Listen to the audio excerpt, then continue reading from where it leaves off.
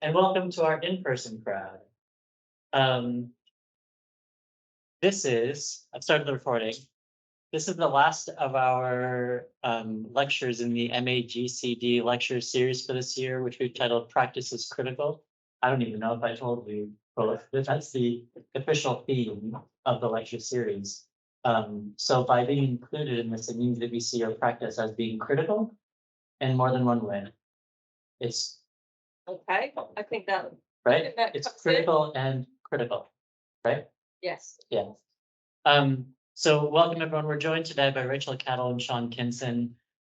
As is my habit, I'm going to let them introduce themselves. In fact, I've asked them to introduce themselves and just share something of their practices. You've already been kind of teased that this is a special event in the sense that it's an unofficial book launch for a book that Sean has written and Rachel has just published. And there are very few of you, so it's almost like 20 to 30% chance of winning a book. We have 4 copies of the book to give away as prizes. So we're going to pass around the bowl. What's your name, Ed? I was prepared to ask everyone to put Ella's name on post-its like we did last time, because she still hasn't won, but she's not here, so she forfeits that right. Sorry, Ella, if you watch this recording later. So at some point, as our guests, you can determine when in the course of the evening you would like us to give away the books. We can drip them throughout. We can do one big mega giveaway. We can do it at the start, we can do it at the end, we can do whatever. So maybe if you just feel panicky, you need a change of pace, just yell out like raffle time. Okay, yeah. Okay. So I wasn't sure if raffling felt a bit like that time that you two tried to give that album away for free. wait, what? What? What?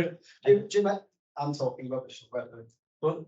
Do you remember when you two tried to give away that album for free on iTunes and it just automatically downloaded to everyone's computer?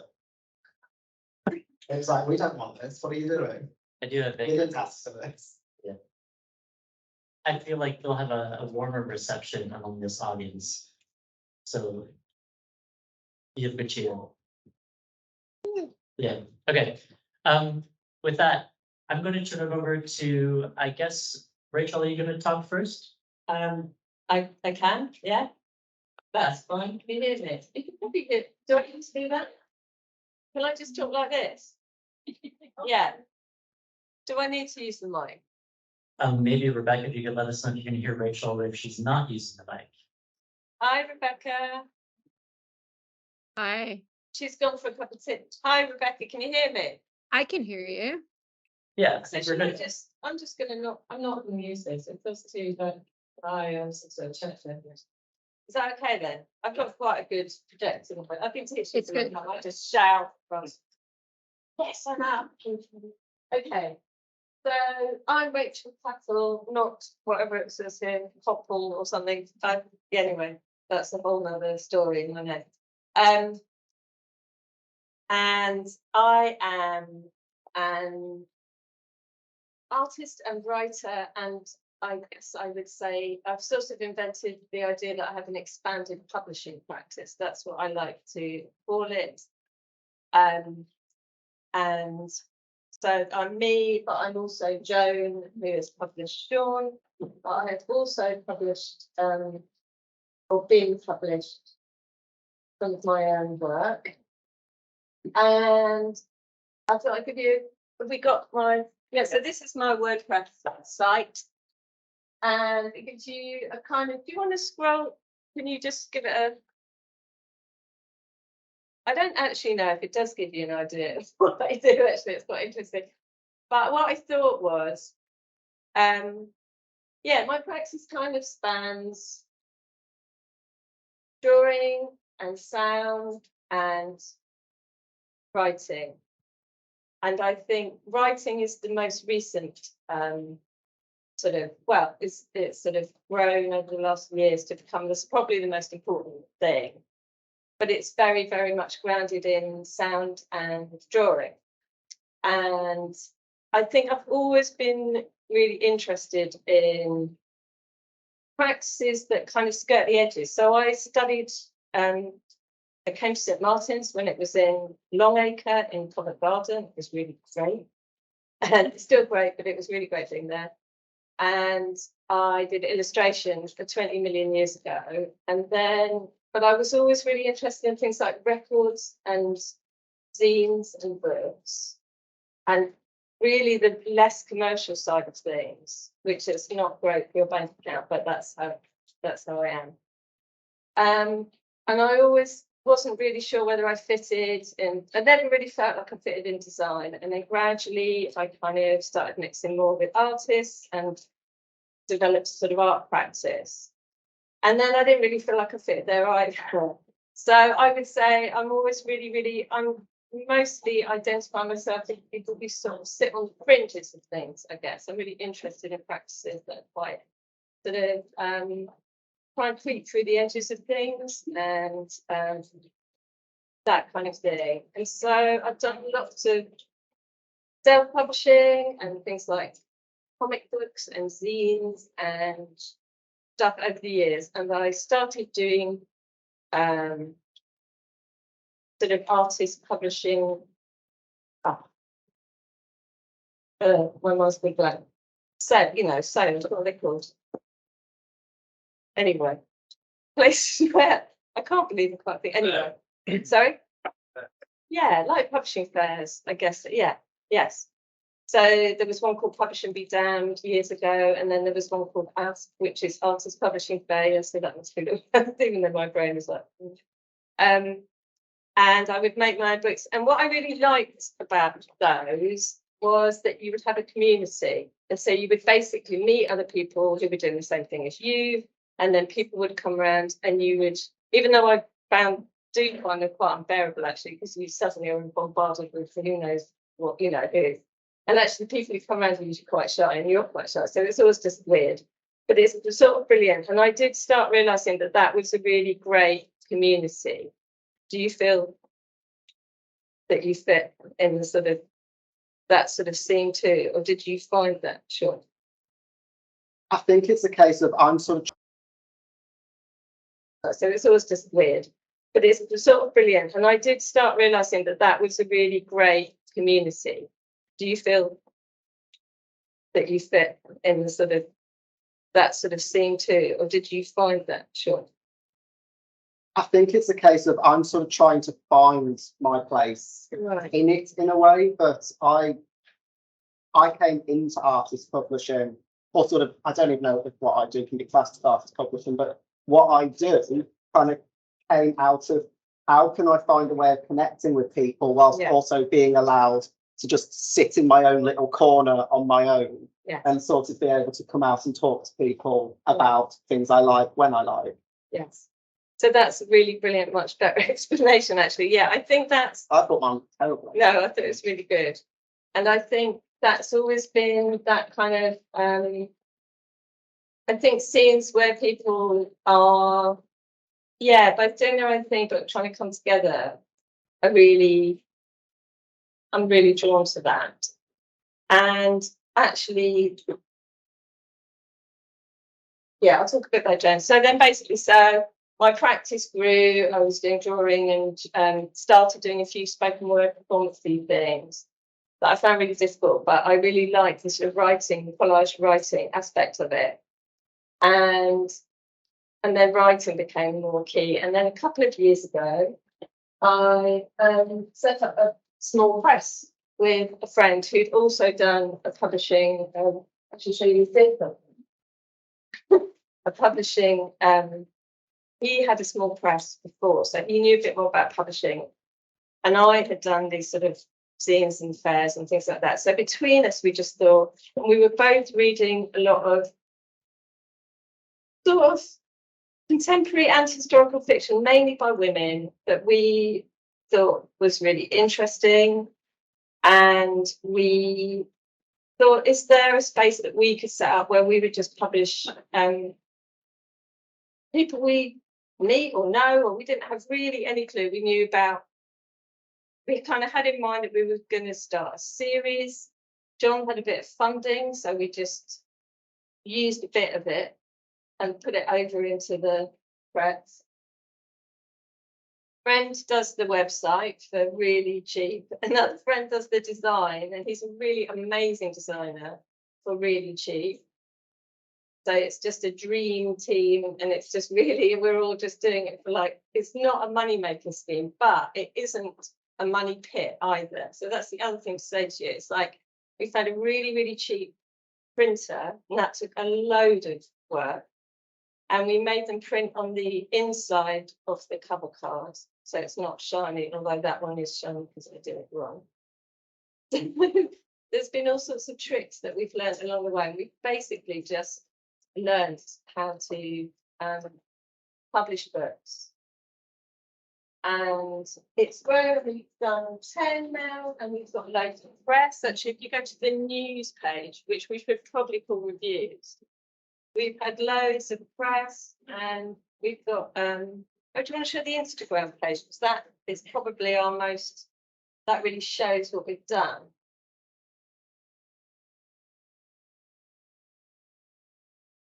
So that gives you a sort of clue.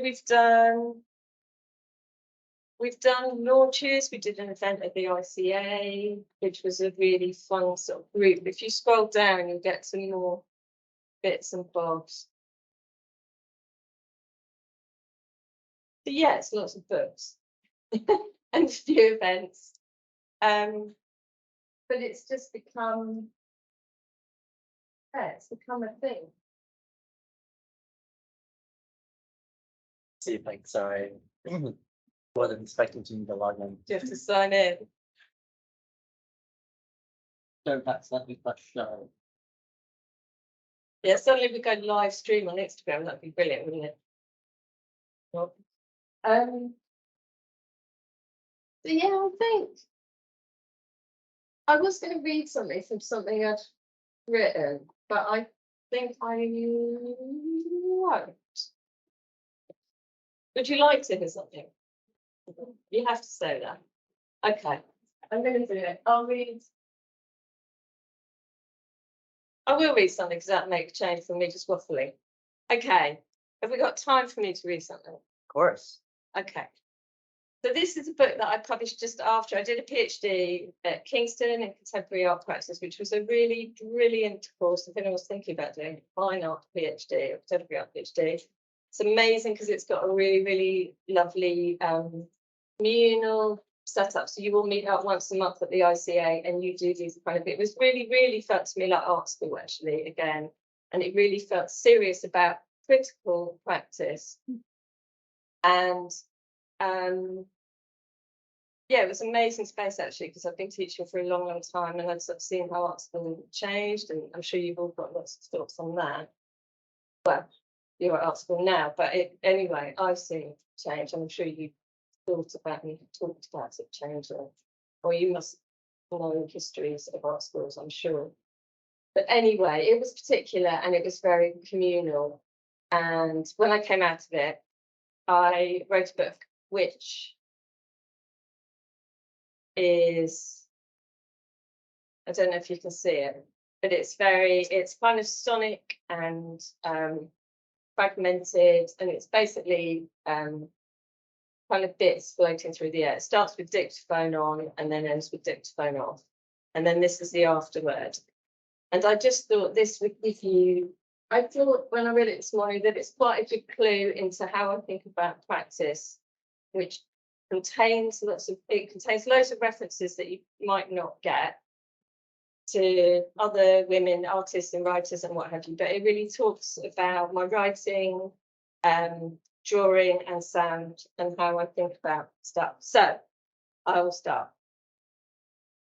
The ache was keeping me awake. I would drift in and out of the radio podcast dreams, and I'd be holding onto something resembling a solid metal fence, and it would bend like it was tinfoil, and I was seconds away from falling, the ocean far below.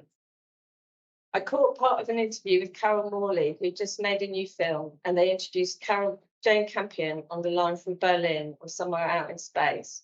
And Morley, completely taken by surprise, got quite flustered and kind of collapsed, saying how lots of the scenes in The Falling were a homage to Campion's films, in particular her early ones like Sweetie. Campion was saying she'd been really affected by Morley's work too, even though they'd never met. And Morley got quite tearful live on radio, which was great and odd and seemed important. I remembered that I'd seen Sweetie with my mum years ago, and it must have stuck with me somehow. Campion said that people had a very visceral reaction to it at the time and got quite angry with her because the main character, well, she's a nightmare. She's naked and dirty, she swears and hides in a treehouse in the garden and won't come down. It's primal. It reminded me of the cover of Cut, the Slits album, and how it felt by the sea and in the landscape when we were there trying to find out more about Eileen Agar. And when I came across Gwen John's self-portrait in a book, in a very quiet way, it felt wild. Not that it was that unusual, apparently, the naked self-portrait, but I found it very affecting. And I discovered that she'd had Rilke on her shelves in Paris and worked on texts in the form of letters, which isn't so different to Chris Kraus, if you think about it. Hers were based on the idea of a fictional sister, and they were sexy and strange. That's what her letters to Rodin were part of, I think. So the story, she was so fragile, you know.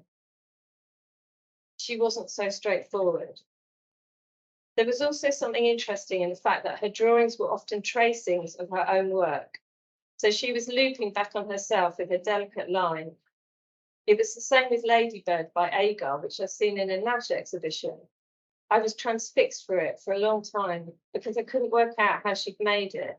There were so many layers in this one image. And it related to the way John was simultaneously uncovering and covering herself, half drawn, half painted. I was trying to find Ladybird online and discovered by chance that I'd had it all along in a catalogue my mum had given me years ago. All these things I hadn't been taking much notice of consciously, but she'd introduced me to Agar, John, Doris Lessing. And that summer I was reading Summer Before the Dark, where she has this kind of existential crisis and describes a series of dreams or the same dream. She's dragging a seal-like creature across the wasteland and she can never quite get to wherever she's going. Well, last year felt like that. I was making drawings, they were becoming writing, which I was humming into the computer, and it became this internal transmission. And then sometimes we get together, a group of us, using whatever we had. We did a session one night, and Dee had a weird noisy setup with a theremin. And I played with that until C's drums were so loud, it opened up this space. I started reading the text out like I was holding onto something, and it would bend in my hands. I was shouting into the ocean, seconds away from falling. Fingerprints were forming in the air. It became more like song, repeating lines, picking up phrases. It was the same desire, their desire, the same ache. There you go. So I think I'm gonna, that's it, that's me, really. That sums me up, I host. And Sean. So I was introduced to Sean by Rebecca Ross a few years ago when I was just starting JOAN. And Rebecca said, hey, I've got this student who's really interested in publishing and writing. And she said, they're brilliant, but they might not write something, but you could meet and see. And I thought, okay, let's see what happens then. So we met at the Barbican, didn't we? We emailed a bit and we arranged to meet at the Barbican, and we had a really nice meeting. And that's another thing to say about publishing, is you just meet people and then it's like, I know you now because we've done books together, we've done your book. And so that's a really kind of great thing to happen. So Sean, do you want to carry on from there? Yeah. Go for it. You want me to take that mic off your hands? Well, I mean, I'm Or is not it using a it. useful prop? Yeah, I mean, honestly, I just quite like holding it and fiddling with it because it helps me concentrate. I met Rachel through Rebecca, and I should probably say I didn't know what Rebecca had said to you until then, that he might write something but might not. So, well, I'm only saying that I now. thought it was just like a sort of, oh, Rachel's interested in the same sorts of things as you, and this might be an interesting chat. So when you said to me a while ago, I thought we'd never get a book out of you. I didn't know you were trying to. Um,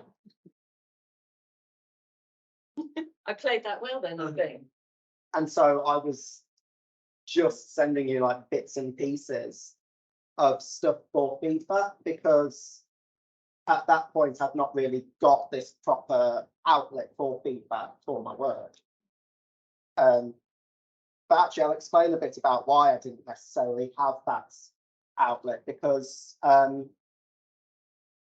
I graduated from the MA in 2020, and before, like when I came to the MA, I specifically came to it not really knowing what I wanted to do, and that's specifically why I chose this MA, because I just wanted to come in and think, I know, well, actually, I mean, I applied for it because I wanted workshop access. That was kind of it. I knew I wanted to work with printmaking and letterpress, and I was like, I'll figure out what I'm going to do with those things once I get there, if I get there. And I'd also got this idea of going more towards a commercial graphic design practice, because I'd studied a different form of design, and You have to make a living. yeah, that basically is a way to make a living. But as soon as I started here, I just became drawn back into what I liked doing, which was writing.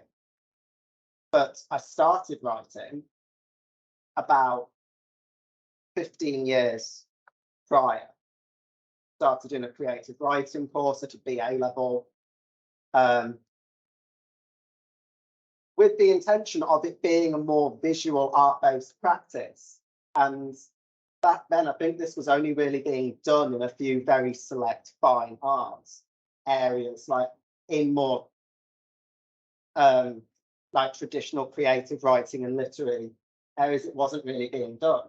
Yeah. So I went on this sort of like really weird path of like working out what the hell was that I actually wanted to do. And I think that's life. yeah, Like I say, I'm still working kind it of out. just me waffling. No, it's good. No, it's very good. Sorry.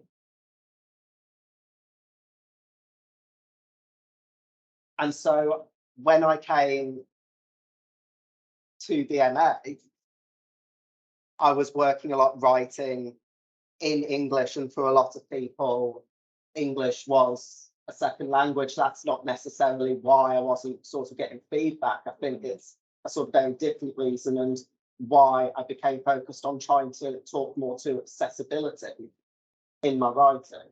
And I'm trying to explain about 6 different things at once. That's fine. Which is also what your writing seems to be doing. Yeah, I mean, this is kind of what I work on a lot at the moment, because also through the course of the MA, after the MA as well, I realised along with other people that I am neurodivergent, and a lot of my problems that I had in communicating on the MA were very specifically to do with trying to funnel myself into this kind of like linear way of presenting myself, that it feels like my brain is constantly a mind map for this constellation of things. And so then trying to explain all of these constellations together, it sometimes just works best to just like write them out in this really messy way. But the reason why I started waffling on this whole tangent in the first place was because the reason I started talking to Rachel about feedback with my work was because I kind of found that art writing wasn't really a thing. It is a thing, but it's sort of not. It's not something that's.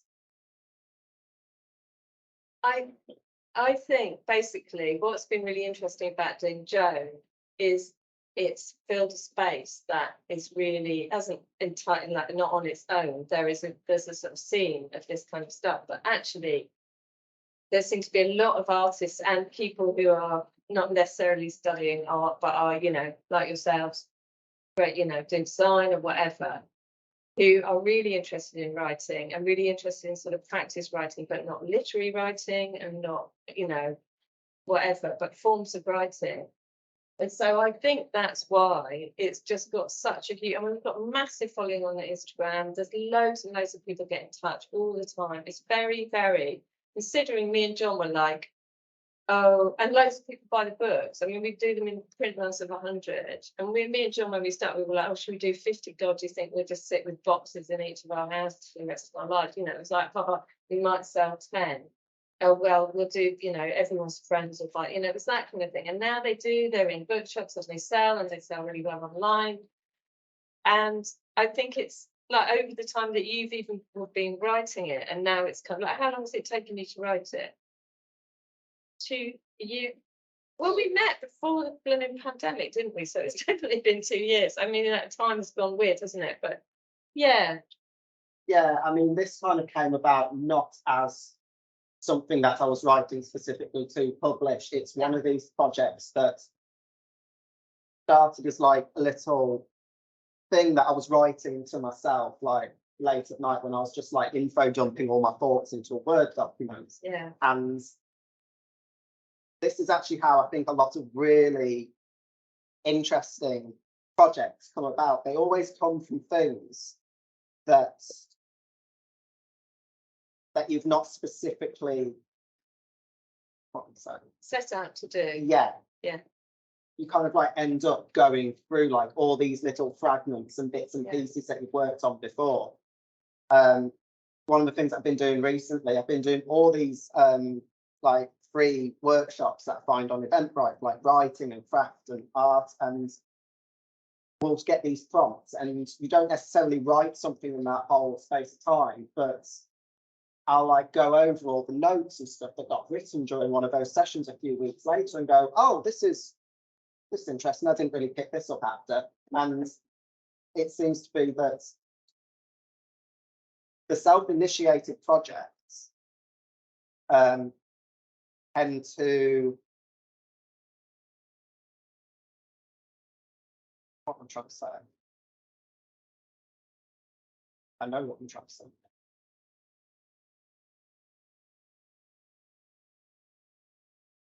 I think what I'm trying to say is it's sort of worth sifting through all your rubbish. Yeah, definitely. Of like old, not even old projects, but just bits and pieces of stuff that you discard, and then sort of sifting through that, and then like finding little bits and pieces. Yes, and actually, do you want to read a bit of your book? I can do. Well, only just because I think it would give you really great. I mean, basically, shall I introduce your book? Would you like to introduce your book? No, I mean, this is probably the only one thing that I'll manage to do relatively coherently, because it's all I was thinking about on the bus on the way here. Brilliant. And when I say bus, it's a long bus journey because I live in Sheffield. Yeah, you've come a long way to be here, which is brilliant. So Sean was working in M&S food hall when we met. And I remember you telling me about, and like you were saying, it was quite good to get bits of free food. And then as it went on, it was like, Christ, but it sounds like a drag. Anyway, so Sean was writing in M&S, but also about your life. And that's what the book is, basically. Do you, have you got an idea of an extract? If I do, it's going to be like the sort of like separate part of the end. Yeah, perfect. It. So that will give you an idea of the, yeah, anyway. When I say about self-initiated projects coming out of like sifting through all the rubbish from notes that of things that you don't necessarily think were worthwhile, I spent an awful lot of time on the MA just info dumping all my thoughts into Word documents. That would be like little rants and stuff about things that had happened throughout the day, and intermittently they'd turn into like either full-blown essays or like short bits of poetry, and that's actually how I ended up writing my entire graduation project as well. And then after I graduated, I was sort of picking through all these bits and pieces, and I found this big paragraph, and I was thinking, yeah, that really annoyed me. Why didn't I write more about that at the time? because I was working in a supermarket when I was studying here, because um, because brain's gone. Because you had to. Yeah, because I had to, and it kind of felt like at the time there weren't many people here who were having to work part-time in order to be able to afford to be here. I don't really know, like this was just specifically within our year group. There were other people that it was kind of like a minority that were having to do this. And so it felt like I was sort of having to very much like split myself and separate to who I was when I wasn't here, and this kind of sort of collected like academic version of myself. And it got really compounded when I was in work one day and a few people from the MA came in Oh, and ignored me. oh my God. And so I sort of started then, I thought about it a lot, but I never really like wrote about it or like thought about it too much until after I graduated. And yeah, but I'll Yeah, that's a good place to read from, I think. Do you want me to hold the mic? Would that help? no, it's all right. You sure? I'm not Yeah. going to use it because I think I can usually be a bit loud. Yeah. But the bit I'm going to read is a separate part at the end of it, which kind of sits as its own sort of standalone poem, which I wrote when I was working specifically there as an in-store baker, which when you're used to like working in workshops and printmaking, it's a really nice environment to be in because you're constantly working with your hands. Yeah. And because you're doing something, people are less fussed if you look grumpy with them because they always think that you've interrupted them anyway. Before you begin anything at all, you take from the freezer boxes of muffins and donuts to defrost on the counter, lemon, chocolate, iced ring. Beep bleep. Program 21. 1 full box of French baguettes.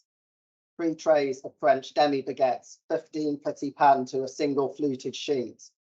1 full box of white balls, 6 dough stones spread frozen to a tray. Whatever's left of the 4 cheese bread. Bleep, bleep, bleep. Heating. Bleep, bleep, bleep. Bleep, bleep, open oven. Put in 4 trays of French baguettes.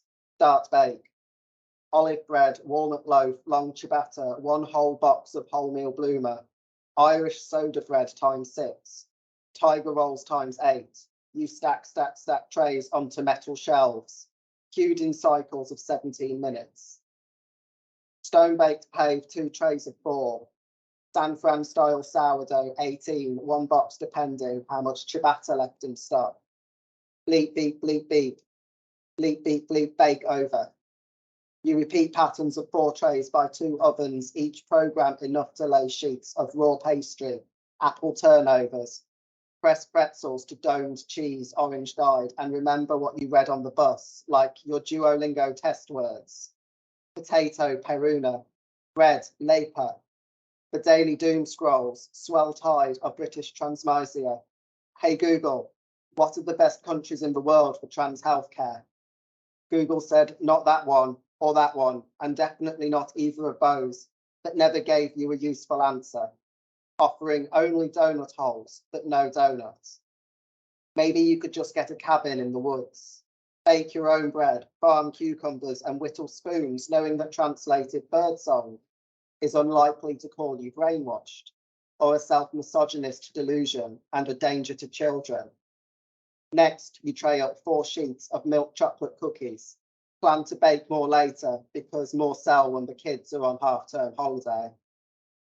After that, 3 trays of shortbread, granola cookies and triple chocolate. And you think back on your own misogyny conditioned. How it was easier to like men as well as wanting to be one, finding comfort in sameness instead of sameness. There was weight to saying, I wasn't even a lesbian, when challenged on your choices that weren't choices at all. And when the second psychiatrist approving your request for a mastectomy asked you, how old were you when you knew you were a lesbian? You told him you were 13. Lying when autistic tends to look like this. Writing around a half-truth, you know to be honest. The story less important than the ending when no one listens anyway. You tell him a memory of a girl in high school who came to you between classes to ask if you were gay because her friend thought you were cute. You said no, obviously, because you thought them there to hound you, but they just wanted you for their circle. There's safety in numbers. You found your kind in strange boys who all later came out as gay, and you were the strange boy of the group, strange for your not being a boy. Would you like your bread sliced? We can only slice one of the seeded loaves, and not the soda bread as it crumbles, but we can slice any other memory for you. Wait, that's not quite right. Time slips when you're having buns, sliced iced or morning rolls. Yes, yes, thank you, welcome. You can pay at the tills at the front. When did you know your gender? Enjoy the rest of your day. By noon, the cookies have cooled enough to bag for display. Tossing donuts, caramel blistered and caster sugar. A bag box pleated, filled with 5 questions rude to ask the cis folk. But of course you should expect people to be curious. Why are you so defensive when your body is illegible or otherwise translated? When did you know you were gay? Are your family disappointed in your lifestyle? Can I identify as a horse so I can run faster? Are you going through the whole process, and shouldn't you put more effort to pass if you want people to take you seriously? Sir, this is a bakery. You bag up the baguettes still warm, which always makes me sell quicker, and the donut bags last maybe 2 or 3 hours at most. And you'd bake more if you weren't slicing and wrapping 45 loaves of farmhouse bread. Your afternoon bake plan looks something like this. 20 Portuguese tarts, 30 more of each baguette, 12 white bull to stuff with garlic butter, 12 Danish pastries topped with fruit and custard, sticky toffee muffins, fruit scones, cheese scones, sea salt for capture, salted caramel donuts unboxed and defrosted. You once overheard a smart academic announce that working in Krispy Kreme wasn't a real job. You would hope they'd never bought a donut, but given how keen they are to police our social class, this is probably wishful thinking. But then, in 1 year out of many, they realised we were hired, not grown of factories, plants, that we too could be autonomous or suicidal, or have seen other places with which they were unfamiliar. But you're not even a real baker. You just defrost things in boxes. Might as well say you work in a bread shop. Every time someone says something isn't real, you look around and find reasons why everyone you work with, everyone you serve could be read as trans mass. Another reassuring saneness in place of sameness. When your world or the world or another world unknown's either falls in, the only comfort is sometimes to wander around John Lewis and fondle the kitchenware. You know you don't need a round chopping board, half marble and half acacia wood, or a colander with 3 petite feet flexed in, but the idea that one day you might have the kind of life that allows the space to own such things, as though it were things you needed. All you really need, if you're being honest, is for the afternoon delivery to have more chocolate twists and pano raisins and muffins of any flavour, so you'll have something more to do and not be left alone with your thoughts. But they'd creep in regardless, as you quick pick sticker labels depressed to wrapped loaves in time, with the security llama, llama, llama, llama, llama, llama, tiger bread. They think we're supposed to hate our jobs, but I'm never berated or misgendered by an Eccles cake, sourdough baguettes, or a frozen loaf of tiger bread.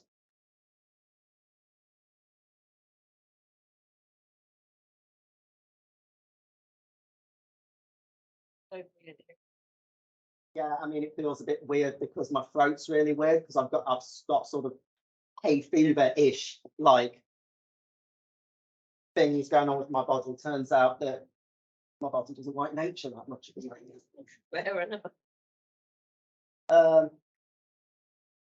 yeah, what else do you want to say about this? Go on. How are we doing for time? Yeah, up to 45 minutes. We can take as much of that as we want.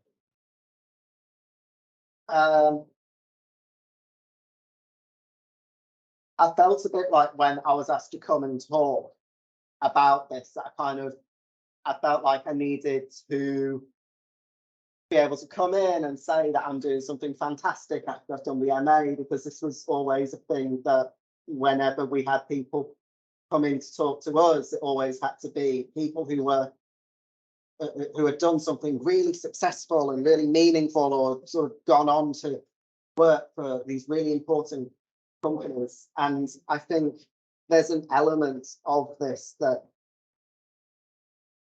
sort of ignores what the reality of the arts is, which is when you have to work to make a living part-time and even full-time around your own creative work, Yeah. then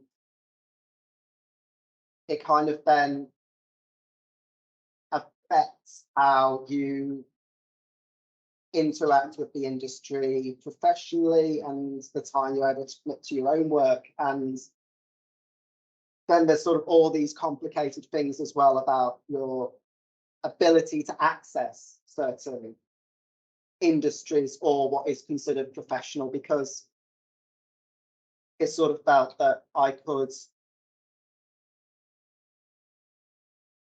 could look more professional than what I do now, but in order to appear professional and put together, I need to mask to quite a high extent. And something I've done a lot since graduating is unmasking an awful lot of undoing things which are to do with autism and to do with gender and to do with forming sanity in general. And so it means that realistically, the thing that I will end up going on to do is kind of mainly producing work as an artist, but I'm also gearing up to do online poetry and zine making workshops. This is why I've started doing all the ones on Eventbrite, because I kind of feel like in order to do anything, I sort of like need to watch other people doing things and then work out how it works. Yeah. But I think it's really important to say that actually you saying people who come here have done something really important and successful. And I would just say you have, because I think the book is absolutely, I mean, I've published it, but I think it's an incredible piece of work. And I really, really hope that you will go out and tell other people what an amazing piece of work it is. And what I was absolutely gobsmacked when Sean has sent me it in 2 chunks. So I've got the first chunk, which had bits of this sort of bits dropped into it, and then the second piece was the piece that you read, and it just made, I sat, and in fact I was so bowled over by it that I went and sat in the park with a friend, and the friend read it out to me because I had it on the phone as a so I'm sorry, but yeah, I showed it to my friend, and he read it to me, and it made me cry actually out in the open air. And it was just like, God, and it made me laugh as well, like I was doing when you read it. It just made me laugh and cry. And I thought, wow, you know, that is a really, really important and critical piece of work, but also just what a brilliant writer you are. Like, what an amazing piece of work. So you are really, I mean, I'm just saying. So I think, and also for you guys, I think it's really, really interesting. Go on. Don't just respond to new words. Yeah. Because I feel like right now I feel like this feels like the most important lecture I've attended yet. Yay. Because like I genuinely feel in writing, like I feel it's very emotionally rich and it's very emotionally resonant. And I think like it's very easy, especially because I worked throughout my undergrad as well. I felt like I spent more time working than I did in school. And there is a certain idea of the institution that you're going to, like after you graduate, you're supposed to follow a certain path and achieve a certain level of success. But I feel like now I am starting to think about like success is something that is very different because like I think what you do is very important to you and I can feel it. I'm like struggling to speak because I really feel it and this sort of like understanding and like reckoning with like more on like a deeper and richer emotional layer and especially as an autistic person and as a trans person you have had a lot more towards you that sort of like work is invisible in ways like capitalist model of success.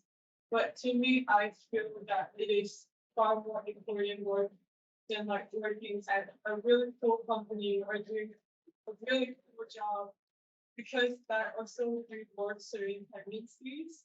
I feel like I realized that my neurodivergence was very rewarded by like chasing capitalist success in a way that became more unhealthy for me.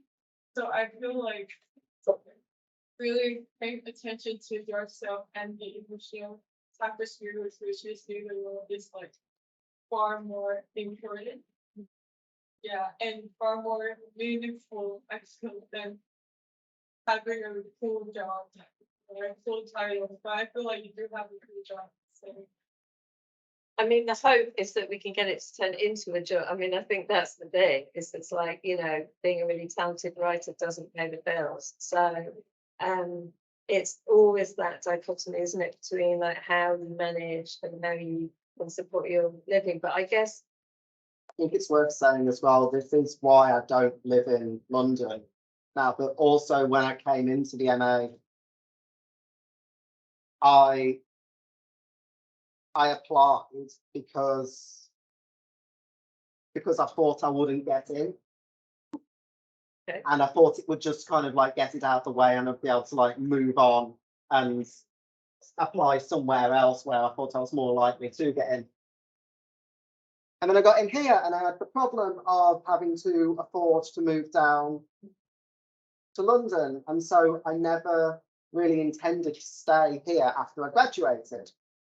But then I graduated in 2020 in the middle of COVID and I got kind of stuck. And so as soon as we graduated and just got all of that over with, I just stayed in the job that I had in the flat that I was in here for about another year and a half after that. But then fortuitously, you did the job and the writing and we met and that in a Yeah. way gave you a platform to then make that job and that kind of really crappy situation into something that is basically brilliant. I mean, So, you know, I guess that's the kind of, that's me being really positive, but actually I guess it's sort of showing, sorry to interrupt you, but like sort of showing that, you know, it's almost like making, I suppose it's that thing that, you know, you sort of think you're going to do one thing. I suppose definitely in my experience, I just, you know, life has been a whole series of, since I left college, it's been such a lot of twists and turns. And it's just sort of, I guess, working out what you can get from each situation. You know, so actually you got a lot from that cruddy job. I mean, I enjoyed, Thankfully. I did enjoy the job. I started working in that job Yeah, you're about quite into it. about Right. 6-7 years prior, when I was made redundant Mm. from a design job in women's wear.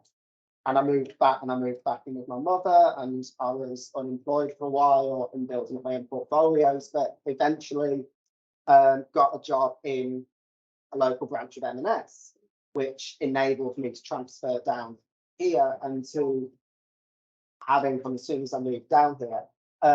But at that time, I really enjoyed it. I think I really enjoyed it up until the end as well, because it was never about the job itself. That I'd never enjoyed the job itself. It was the problems that I had were in the particular store that I worked with here because of management and the way that management generally deal with neurodivergence versus meeting certain sales targets or things that they need their employees to do. And I mean, this isn't just like a retail thing because, I was going to say, I think that's an institutional issue. yeah, 'cause this is what I was going to say. It isn't just like this general retail thing. It's like other people I know who work in sort of much more corporate environments have exactly the same kind of issue. Yeah. And so I did enjoy the job right up until I left. The reason that I did leave in the end was because the housemates that I were living with, one who I've known about 15 years, and then his brother, we're all neurodivergent in some way. And we met like 15 years ago when we both lived in Sheffield. And I was there for a few years when I started doing my BA, and he was really keen to move back so they could be closer to his family and to his brother's family. And I tried to transfer to a different store and nothing came through, but I was like, right, I knew that my mental health was kind of at a point that I'd never really taken a break to reckon with the kind of mess in a way that I'd gotten into throughout COVID and throughout the last year at the MA, and I'd never had this chance to sort of take a break. Yeah. And I know that I didn't have the luxury of doing that in London. If I could have done that in London, then it would have been marvellous, because I would have just stayed in my little flat with my friends in Hackney and gone out to bookshops and to galleries and had all the time in the world to do it, but I couldn't afford it to do it. But can outside of London, and because this was always kind of my plan going into this, I'd kind of forgotten about this up until really recently, and I'm sort of only now am I in the stage where I wanted to be straight after graduating. But do you think there's something, do you like being outside London, and there's some way that you can then, do you feel, does it give you more headspace or more, or do you just feel like you're missing out and you're, or both? I don't know. Well, I mean, I came back down to London a few weeks ago for a friend's wedding. I mean, the first time I've been back to London in nearly a year, and the first thing that happened was I went back to Sheffield with COVID. But Look what I got in London. Yeah, this t-shirt. I brought everyone back a gift. Yeah. Sorry I didn't bring back any wedding cake, but I have brought back an infectious illness. Yeah. But I came back and I thought, yeah, I could do this. I could live in London again, but yeah, I think I have been thinking about this a lot recently about, is what I'm doing better in not being in London, because London's kind of like this focal point, yeah, right, of where all the good things happen. Yeah. When it comes to Yeah. when it comes to publishing, when it comes to the arts generally. But then I think that's an important reason for me to not do it in That's London, what I wondered. because I Yeah. feel like it's yes. Go. I've literally just moved from Sheffield. Oh. So it's nice to say like to use in Sheffield. So I think Sheffield has actually got quite a growing art and culture scene at the moment. Like things that happen there. I mean, like Shakespeare Park or Leather, for example. Yeah. Things that are like really important. That when I started, I did my bachelor's in Sheffield, so stayed on for I think it's really important that those things happen in cities that are outside of like London. She's from Sheffield. Yeah, like So- outside of London, like especially in Sheffield, which is I very lived in Sheffield. quite history. And it's still quite, it's coming out of that past. I think it's really important that people learn to. I'm Pop from Sheffield. It's Yeah, That is like a lot of good stuff in Sheffield. yeah. Just saying. There's loads of good.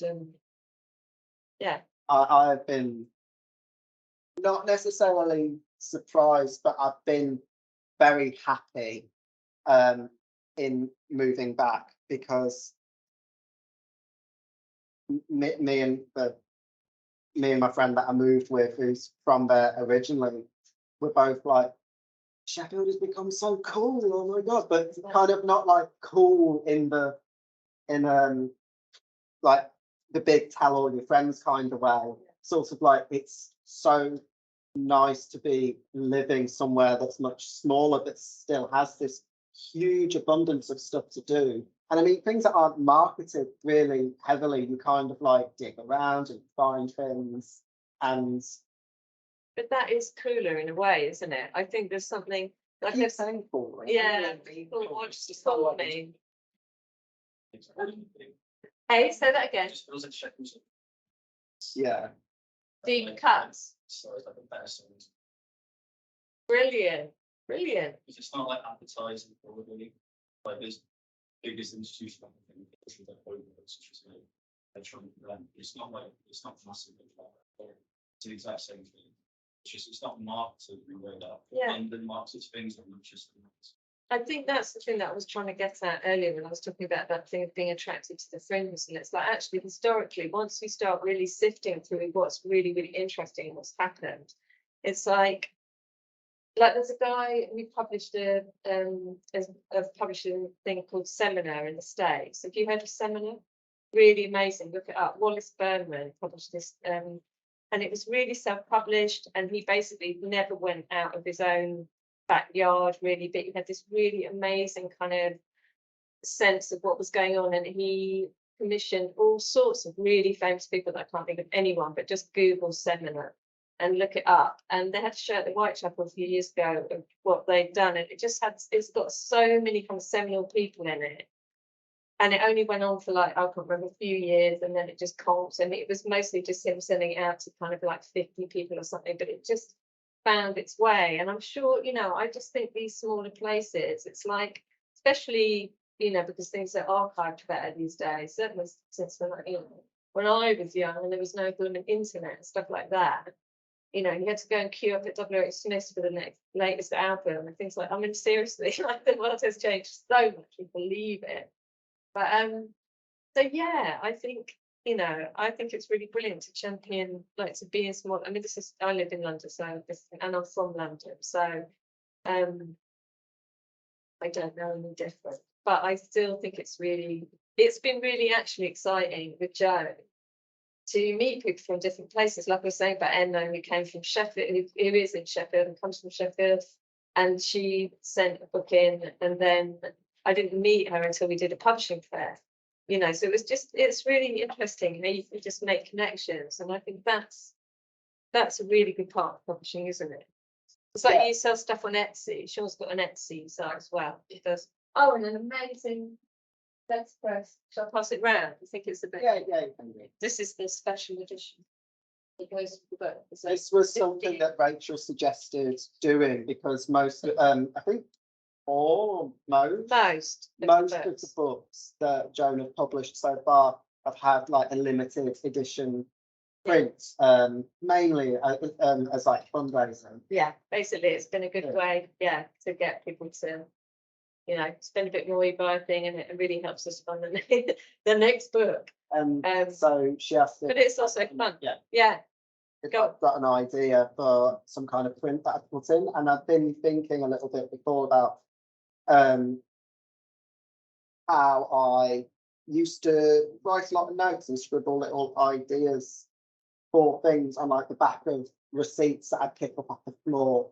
I was in work, or like grab a chunk of till roll, have that in my pockets, and like if I was in the warehouse for a few minutes, I'd just like write it down. This was before they let us start carrying our phones on us, because once we got forced to use Microsoft Teams for everything, suddenly having your phone on you was absolutely fine, but it also meant that you could make notes a lot easier and just go, oh, I'm on Microsoft Teams, I'm checking my shifts.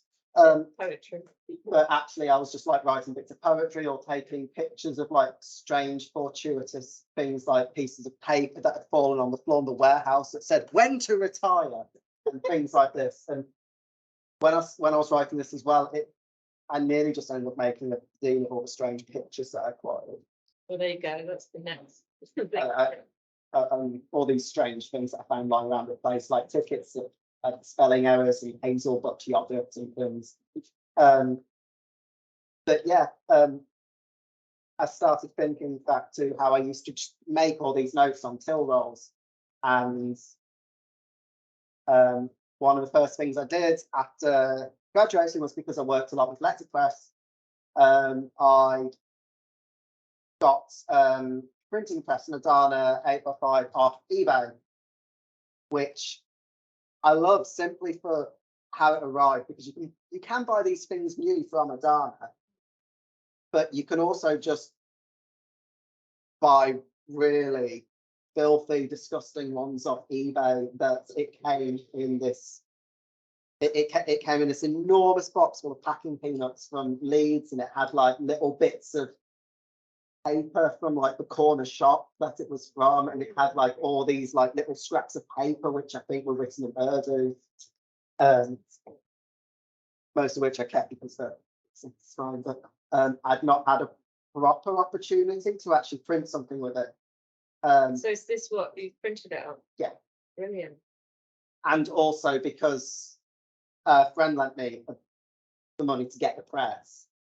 But I mean, it's taken a bit of time to sort of accrue all the necessary bits and pieces in order to print something. You can sort of fudge something together with like blocks and big text, but what I like doing with it is setting like small little books, and you need a lot of type from like book weights.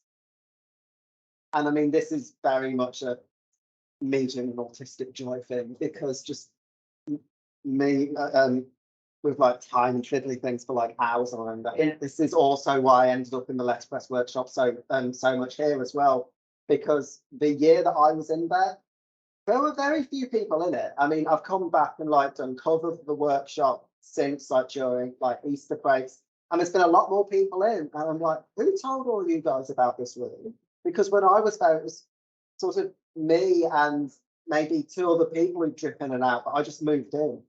And so it meant that when I was getting like really stressed up here, I'd just go into the workshop and just stay there all day and stuff. And being able to do that now where I am, and just have a view of the Peak District out my window and just sit messing around with type that's so small I have to shut my bedroom door so the dog doesn't come in and eat it if it's on the floor.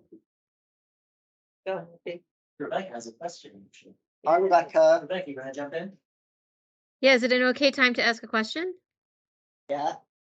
I thought I'd jump in on what Sean was just talking about, because he was talking about letterpress. And I wanted to just prompt both of you, because both of you have writing as a big part of your practice, and are vested in writing as a big part of your practices. And I wondered about how you could talk about it in terms of process, but also in terms of outcomes or outputs or whatever, but ranging from audio recordings to letterpress to sort of other kinds of experimental typography. I wondered if there's anything that either of you are interested in saying about how you kind of move between writing and experimenting with the form that writing takes, or whether you have any kind of particular perspectives on that. That's a really interesting question, actually, isn't it? Do you want to I have got something I can say. go on? I think the reason why it's almost like a commitment to a bit at this point of me working with letterpress, and I sort of think about this a lot in terms of what it means to be critical, that we're always encouraged to think very critically about why you're using a particular medium and what you're going to get out of it. But I also think as well that a part of being critical is being able to work in a medium which you're very comfortable with. So you can use that medium to say things in particular. And I found that, for example, my final piece of work that I set during the MA, I set in letterpress, and I performed it as an audio piece as well. But I found that the process of actually setting it, I've always been very bad at like memorizing texts and scripts, but the process of actually setting it was in my brain, and so it became much easier to then learn it as well. That's so interesting because you've taken the time Yeah, to do it sort of physically. I think that's a really brilliant point, actually, because I think there's something about how you actually produce words and how you, like me and Sean were both talking before about how we write, and we both had these kind of ideas about how, because if you don't come from sort of, you know, a writing background and you start writing, you sort of have some idea about what writing is. And obviously you all have to do writing as part of your, you know, your college work and stuff. But I had this sort of thing that I thought, yeah, I'm going to take myself seriously as a writer, which will mean I'll sit down and do a certain amount of words each day, and I'll kind of have a routine and do that. And essentially, the only way I write is on my phone, often late at night, or when I'm just like walking down the street or like dashing out the house and quite often like, oh, and I just basically send myself emails in tiny fractions that I just call writing, and then I just have to remember to put them into a Word doc. I mean, there are other ways, it probably pages, I don't know. I got about 600 Word document, Yeah. like on my laptop. Yeah. Like notes 1, notes 2, Yeah. notes about thing 4, 5, 6. Yeah, that is even more ordered than this is like some sort of tangled mess. But then I end up saving them in the wrong places, and I get like notes 1 open bracket 1 close bracket. Yeah. And they're just Yeah, but I think also I was going to say that I think the reason I started writing because someone basically just commissioned me to be in a small group thing, and they said, you want to do something, and I was starting to sort of polish and writing together, and I just thought it'd be really small, I'll do a reading. So I did a performance reading, and it was the most nerve-wracking thing I'd ever done in my life, and I swore I would never do it again. And then I got commissioned by someone over, like, I think a year later, someone commissioned me to do something as part of the Barbican public program, which was just like the best thing ever, you know, real success, and oh my God. And then it was like, I was the most terrified I've ever been, kind of thing, and I absolutely swore I would never ever do anything like that again. But then that led me on to, actually, when I was doing the PhD, we got permission to do radio broadcasting on Resonance. And that became a really interesting thing for me to be able to, so I did quite a lot of spoken and sound stuff, and I read, just recording at home. So that was a really different thing. And then they broadcast it, and then you would listen to it. So you could sit and listen to this thing you did. And also thinking about radio or podcasts or whatever as a really intimate thing, which I think is similar to reading in a way. But I don't know, probably lots of you listen to podcasts and stuff. But it's like, it's that really intimate, it seems like it's akin to writing to me in some ways.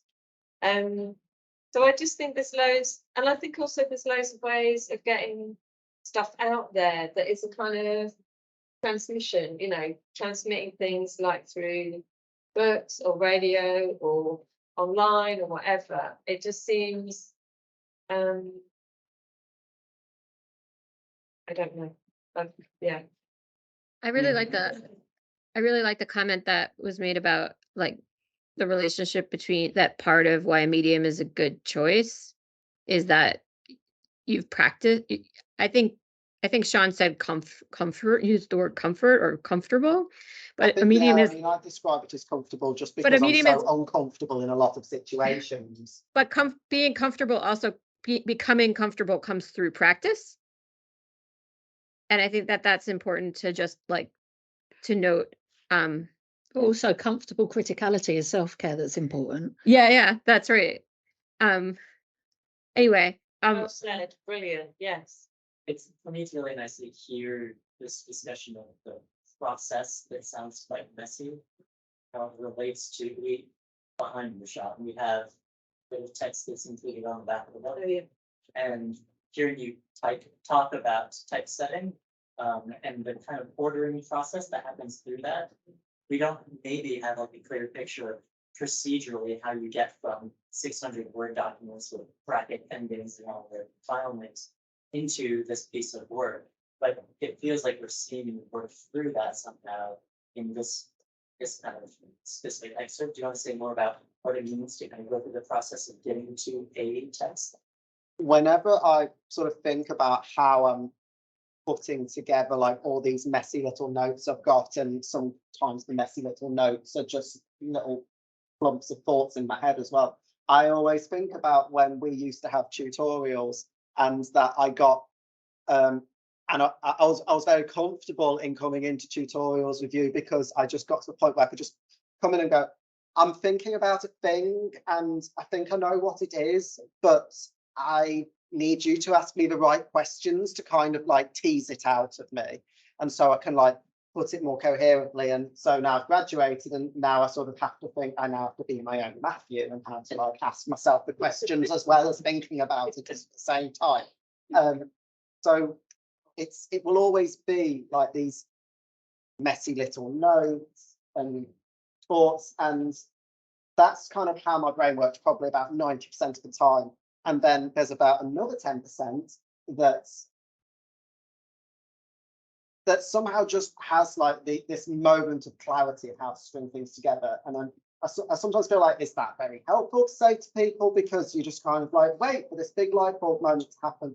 But that's sort of not exactly what I mean. It's the sense of practice as well, that I'm almost practicing being messy in a way of just, instead of waiting for a thought to come fully formed and how to just put that down into a linear form, I then just keep dumping things out, and then sort of like ordering in a way, like you find loads of collage materials, or if you're zine making or working with like found text, you can just like pour everything out and then just kind of like pick out things and order them. And that's sort of what I do when I'm like editing a piece of text as well. But it is very well, like that's the work feels, your work feels like incredibly sifted and sifted and sifted until you've got to this such a rich, like the pauses, you can really feel the process in it, definitely, but not in any kind of heavy way. It's just completely it's usually just kind of how I then edit it and like sift it is just what feels right in that moment to do with rhythm. I like listening to a lot of like of poetry being read aloud, not necessarily what you class as like spoken word poetry, but poetry readings generally. And there's this, I'm always trying to like achieve a particular kind of cadence that mimics normal speech, but is also a little bit out of it as well. And so when I'm sort of sifting, it's kind of, how am I ordering these bits? I think that makes sense. I mean, I say like 600 little documents. If I know they're all thoughts about the same kind of theme, they'll all be in this like really long document that will sometimes end up with a small shopping list or a meal plan in the middle of it as well. And so it will become a case of like copy pasting bits out of all these different documents into a clean document. And then in the process of doing that, then I kind of get this 10% of clarity, and I'll end up like sitting in a library just writing. And this is how I finished writing this, because first, when I moved out of London last year, I was up in Manchester for a few months, and it took me a while to find a new store with work. And so I was just in Manchester, living next to Manchester Uni Library, which you can just get into for free as a member of the public if you just show them a driver's license or passport. And so I just sat in there and just wrote constantly for like about 3 weeks, having messed around with like all these little bits for ages, because of so there is some kind of then forming it as a thing. Yeah. I like that sense of like all of it, the clutter, the rubbish bin isn't lost in the editing process. Yeah. But exported, Yes, right? And that's what you're talking about. It's like, sure, there's a selecting of the right words, but it's also about putting the words in the right order. Yeah. That maintains that quality of the mess, the chaos, the kind of six absolutely. thoughts at once. Yeah, definitely. Yeah. We are getting fairly close on time. Should we give away some books? Oh, yes, we haven't done that. Definitely. Raffle. Raffles. We never got raffles. You wanna draw the names? Yeah. We could draw it. Here, hold the ball, I'll grab the stuff. Yeah,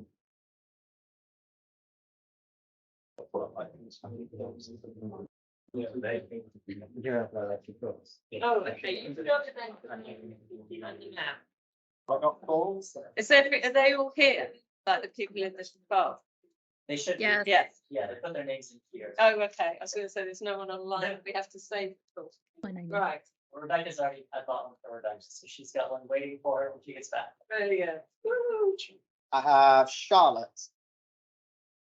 Charlotte.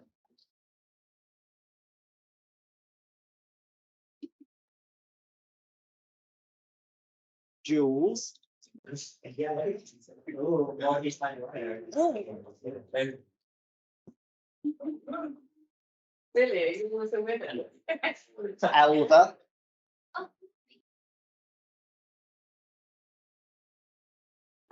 And Ella. Oh, so when they took. Ella? That's Ella, who's, okay, well done. Are you gonna be responsible for passing out to Ella? One of us will be, Okay. Ella's not here in person, but obviously. She is in spirit.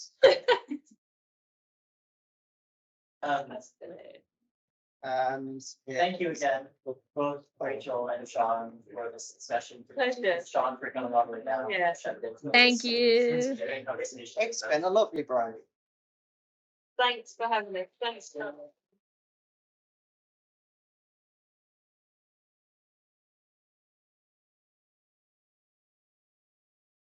That's our thanks.